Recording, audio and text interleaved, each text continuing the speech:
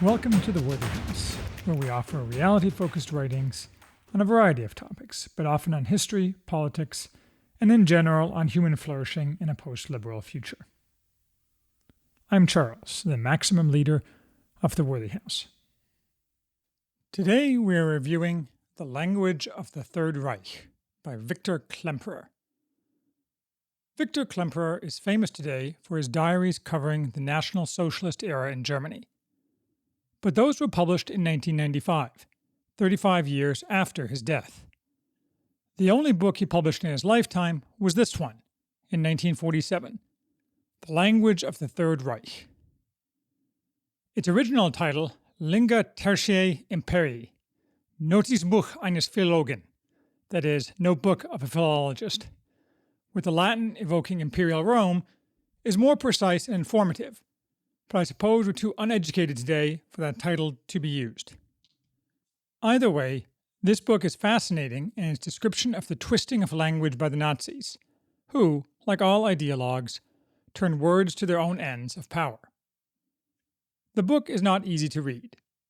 In part, this is because for someone who does not read German, the distinctions and derivations Klemperer draws among German words are not necessarily obvious or easily comprehensible in translation. In part, this is because the book consists largely of excerpts from Klemperer's famous diaries, strung together with narrative and comment, creating a somewhat choppy feel. Moreover, it is very difficult to understand many of Klemperer's references without first knowing details of his life, such as that he was Protestant, though considered a Jew by the Nazis, married to an Aryan woman. Thus, he survived until 1945 and escaped the final cull of Jews in Dresden by the chance occurrence of the firebombing of that city in 1945, which allowed him to reinvent himself as Aryan in the chaos. I know these details because Klemperer's story features heavily in Richard Evans's The Third Reich in Power, in which I first heard of this book. But someone without that knowledge would find much of this book very confusing. The footnotes help a little, translating Klemperer's casual use of acronyms, such as DAF for Deutsche Arbeitsfront, or PGS for Parteigenossen, party members. But someone coming blind to this book might find it a tough road.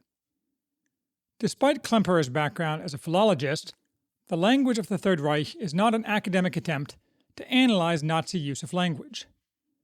The sources that would have allowed Klemperer to write such an analysis at the time he wrote his diaries were wholly forbidden to him. Rather, Klemperer offers mostly contemporaneous impressions of Nazi language and its implications for individuals and society, using the scholarly tools he used throughout his life. These tools were ideal ones, because his primary academic focus was languages. In his diaries, he often complains bitterly of how the Nazis barred even private continuation of his work on 18th century French literature. In fact, a more academic approach would probably have severely crimped the power of the book. The Language of the Third Reich was published before George Orwell's 1984, but Klemperer's description of the purpose of the LTI, as he calls it throughout, Lingua Tertiae Imperii, is essentially the same as that of Newspeak. The sole purpose of the LTI is to strip everyone of their individuality, to paralyze them as personalities, to make them into unthinking and docile cattle and a herd driven and hounded in a particular direction, to turn them into atoms in a huge rolling block of stone. The LTI is the language of mass fanaticism. This affected all Germans, including those Germans not favorably disposed to the Nazis, as Klemperer shows with numerous examples. That's the overarching theme of the book, but several other themes recur throughout the book as Klemperer weaves together discussions of specific uses of language with his diary entries. One such theme is how concepts that had always been communicated using specific words were replaced by more obscure, very rarely new, words that better comported with Nazi ideology. So, for example, the word kriegerisch, warlike, was largely replaced and the usage expanded by kämpferisch, aggressive or belligerent, meant both as a compliment and command. Tied to this was a more general repurposing or refocusing of words, as in how the word fanatisch, fanatic, originally always used in a negative sense, was remade to be used as a positive modifier, and the more so, the worse the war went for Germany. Or, more darkly, the use of the word abgewandert, gone away, by the Postal Service for mail returned to sender because it had been addressed to Jews transported to death camps. Not a new usage, but one with a new meaning, of which everybody was aware, but to which nobody publicly adverted. Along the same lines, superlatives were used constantly, and used more and more the later it got in the war. All these words and usages rose and fell with the fortunes of the regime. Blitzkrieg soon disappeared entirely, for example, but the same was true of many other words, as the needs of the Nazi regime changed, or the strategic situation changed. It wasn't just popular language, either. In the legal system, for example, the Nazis exalted Rechtsempfinden, the sense of justice, and denigrated the traditional usage of Rechtsdenken, the concept of justice. The Nazis spoke never of a sense of justice on its own, rather always of a healthy sense of justice. And healthy meant whatever accorded with the will and interest of the party. Sebastian Haffner's outstanding Defying Hitler covers the corruption of the legal profession under the Nazis in much more detail, but along the exact same lines.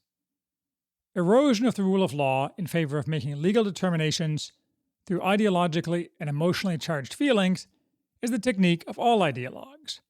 It is, of course, a major characteristic of today's American left, as I outline in my review of Haffner's book. Another subtheme is the addiction to sports analogies, much favored by Goebbels in his frequent radio addresses. Most of this meant boxing and racing analogies, the former because it was Kämpferisch, the latter because it was futuristic and technological, as also noted by Wolfgang Schivelbusch in his Three New Deals. Klemperer's book contains a fascinating bit of historical anti-knowledge here. In the 1936 Olympics, held in Berlin, it is often said that Hitler was annoyed at the triumphs of the American Jesse Owens because he was black, and thereby Nazi theories of racial superiority were disproved in a way that publicly and dramatically humiliated the Nazis. But Klemperer says in passing that the Nazi regime, in accordance with its whole outlook, which places physical prowess on a level with intellectual achievement, or rather above it, it surrounds the Olympics with an incredible splendor, to the extent that for an instant even racial differences are forgotten in the glitter. The high jump of a black American is celebrated as if the leap had been achieved by an Aryan and a Nordic man. That seems to contradict the usual parable of the 1936 Olympics. Digging into this, it is easy to learn that the idea that the Nazis were displeased by Owens was simply a projection by Americans, eager to claim a humiliation for the Nazis when none existed. Owens himself said that Hitler had to leave before the award ceremony, but acknowledged him by waving at him as he left, and some claim to have also seen him shaking Owens' hand. No German newspaper treated Owens' success, or that of other African Americans, such as the actual high jump champion, Owens was a runner, as a repudiation of Nazi doctrine. The Germans were just indifferent. In fact, the only rejection of Owens by a prominent politician was by Franklin Roosevelt, who not only refused to see him, but refused to even send a message of congratulation. And the rest of Owens' life was fairly harsh due to American racism. The inconvenience of these facts for Americans, and especially for the modern Democratic Party, is doubtless why this cloud of falsehood has been maintained. Of course, it's not like Nazis were enlightened racially. Their indifference to people of African origin is easily explained by their rarity in the Europe of the time. In fact, my mother tells the story of how, as a young girl, a Hungarian refugee in 1945, living in a Bavarian village, her family made a trip to the next village just to see a black American soldier, whom they called the Saracen, because his skin color was such a novelty. No doubt, if there were more black people in Germany, the Nazis would have been just as racist toward them as was Franklin Roosevelt, and the rest of white America at the time. But the fact remains that the story we're usually told, of American joy at the blow against German racism struck by Jesse Owens, is a complete lie, built up to serve modern-day political purposes. It is also interesting that Klemperer sometimes shows gaps in his knowledge that might not have showed up in a book written with the benefit of years of reflection. Jews were forbidden from attending Nazi speeches, or even listening to them on the radio. True, Klemperer could have listened prior to 1933, and presumably also in the early years of the Nazi regime, but he seems not to have done so, probably because he was not interested in politics. So Klemperer's belief was that Hitler's speeches were simply convulsive screaming where he shouted down opponents. Therefore, he couldn't understand why anyone was convinced by Hitler. This sells short Hitler's noted oratorical ability, which did contain such passages, but always preceded by build-up and followed by cathartic wind-down that drew his listeners in. Hitler was nearly universally believed to be a fantastic orator, and it wasn't just mass self-hypnosis, as uncompelling as his speeches seem today. Klemperer just lacked the whole picture, something we find hard to comprehend given the ubiquity of television and video today. Other interesting bits of knowledge pop up, as they often do when reading contemporaneous writings about events we usually view through decades of later writings. Klemperer notes the Nazi appropriation of Christian words and rituals for Nazi purposes, while noting that, from the very outset, National Socialism fought against Christianity in general and the Catholic Church in particular. These range from ceremonial recognition of martyrs, the parading of relics, and the constant use of ewig, eternal, to the encouragement of idolatrous treatment of Hitler, where non-Nazi Germans would repeat to Klemperer, when queried about some disaster or horror, only that, "I believe in him." Klemperer also offers an unpopular opinion about Zionism, namely that it is undoubtedly the case that Nazi doctrine was repeatedly stimulated and enriched by Zionism. In fact, he draws extensive parallels between the language of Theodor Herzl and Hitler. Not that he blames Herzl for Nazism, or thinks he did other than mean well, but Zionism held no appeal for Klemperer, who was German through and through. It is worth remembering that when Klemperer published this book, he was living in communist East Germany, where he had chosen to return, that is, to what was then the Soviet zone, after the war, and where he had joined the party and was later lionized by the East German regime. Apparently the third volume of his diaries, covering the post-war years, is somewhat critical of communism, but far more critical, in an incoherent fashion, of the West. Nowhere here does Klemperer compare and contrast communist mutation of language with Nazi mutation, which would have been a fascinating and valuable exercise. Quite the contrary, he bizarrely exalts communist twisting of language as wonderful and clarifying. In one section, he claims that the wealth of new technical terms, under communism in Russia, testifies to something diametrically opposed to what it reveals about Hitler's Germany. It points to the weapons employed in the battle for the liberation of the mind. He then compounds this glaring and sycophantic error with, "It is absolutely essential that we learn about the true spirit of different nations. We have been told more lies about Russia than any other. Gleichschalten, coordinaten, and Ingenieur der Seele, engineer of the soul. Both are technical expressions, but while the German metaphor points to slavery, the Russian one points to freedom." I suppose, given his experiences, one can forgive Klemperer this ingenuousness, if that is what it is. But to any rational and informed person, this is vomitous. Of course, the spirit of the LTI continues today among all modern ideologues. It's just that most ideologues don't have the grip over the society that the Nazis did, so the total impact is less. We see flashes of the LTI in the propagandistic plasticity of today's leftist cant, most notably in areas where reality is denied by the left, but their view forced down on normal people by their control of the levers of education and culture, or what currently goes by that name. Thus, rather than mutilation of the mentally ill, we are told that we must use the new term, gender confirmation surgery. Marriage is redefined to be something totally new, and we are told this is marriage equality, rather than forced identical treatment of things wholly different. Or, a less obviously propagandistic usage, we witness the forced use of she instead of he as the generic pronoun in all writing, claiming it's just a technical change, or mere fairness, when the real reason is to remedy fictional oppression, change modes of thought to coerce believing in that fictional oppression, and identify who is an enemy of the new regime. And here, just like the LTI, one forced shift in language is quickly followed by another, as we see that new usage now being mandatorily replaced by they, something ungrammatical, jarring, and conveying less, rather than more, information.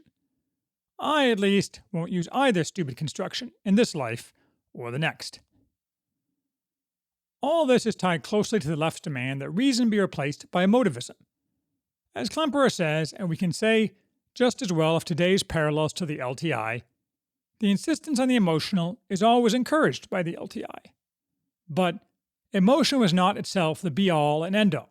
It was only a means to an end, a step in a particular direction. Emotion had to suppress the intellect and itself surrender to a state of numbing dullness, without the freedom of will or feeling. How else would one have got hold of the necessary crown of executioners and torturers? The language of the victor. You don't speak it with impunity, you breathe in it and live according to it. Which raises the question, are we going to let the modern left be the victors in language or anything else? I sure hope not. But on reflection, I don't think that's the right question. They won't be victors because they can't be victors. It is increasingly obvious, despite surface appearances, that the behaviors of the modern left are merely epiphenomena, the spastic dying lights of a dying political system, Enlightenment liberalism. The question, therefore, is not how to be victorious over the left. It will defeat itself, as does, ultimately, anything that consistently and broadly denies reality, though it certainly doesn't hurt and is enjoyable and beneficial to mankind to hasten the process of defeat. The question, rather, is what will replace it? Some chthonic horror, the bastard descendant of the twin nightmares of the 20th century, Nazism and communism, or, my preference, of course, a new, old system, grounded in the real and focused on human flourishing, as well as on human accomplishment. It's likely to be one or the other, since liberalism is definitively played out, and given the limits of human nature, nothing truly wholly new is likely to show up. The singularity, strong artificial intelligence, and other forms of creating new humans and new human societies are pure fantasy. I suppose there is a third possibility, that our culture could permanently collapse into a puddle, a mediocrity no different than almost all cultures outside the West have always been in world history, lacking in real achievements, extractive of their people, and to the extent they today have any positive aspects, derivative of the accomplishments of the West. Maybe collapse, combined with immersive virtual reality, will lead to permanent global degradation. An unpleasant thought. But I will bet that the eternal Western verities of Jerusalem, Athens, and Rome, as filtered through Christendom, would ultimately be reborn. Not, of course, that such a rebirth will necessarily take place in the West, or even involving any people currently of the West, since after all, we are not having any children. Just as likely it will be some group of people who do have children, who adopt and inherit the magic of the West, as did the Franks and the Magyars. Maybe all those North Africans swamping Europe will adopt a better religion and a better culture, though if something like that happens, it could take a long time. But whoever grabs the brass ring, let someone do so is my goal, preferably now, not later, but either way, thereby creating a new thing built on the wisdom of the old.